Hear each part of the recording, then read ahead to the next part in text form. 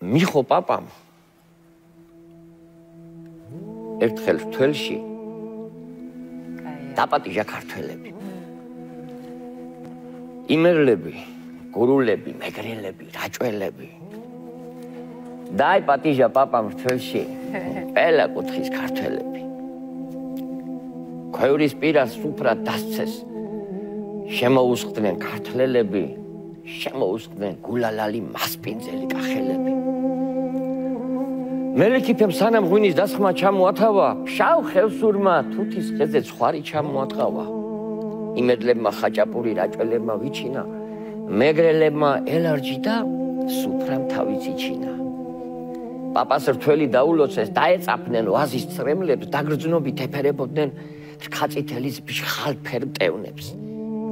ადრეგზელეს მომავალი, მოიგონეს წარსული, ყანწით ლოცეს დედა ქართლის დააყვანი ქართული.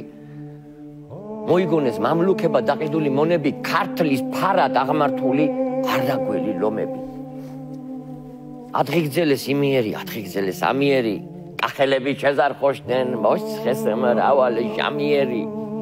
გურულებმა კრიბანჭულით სუფრას თავბრუ ახვიეს, მეგრელებმა დიდოუ ნანამ გოსნის ენით აფრქვიეს. ქართველების ლხენა მღერა, სისკიდემდე წვდებოდა დუდუკი და საზანდარი, სისკარს ეგებებოდა.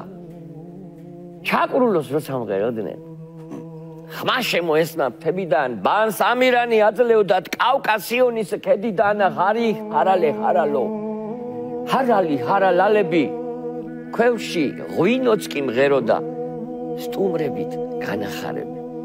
მე ესეთი საქართველო მიყვარს, მე ესეთი საქართველო. გაგახარებს ღმერთს.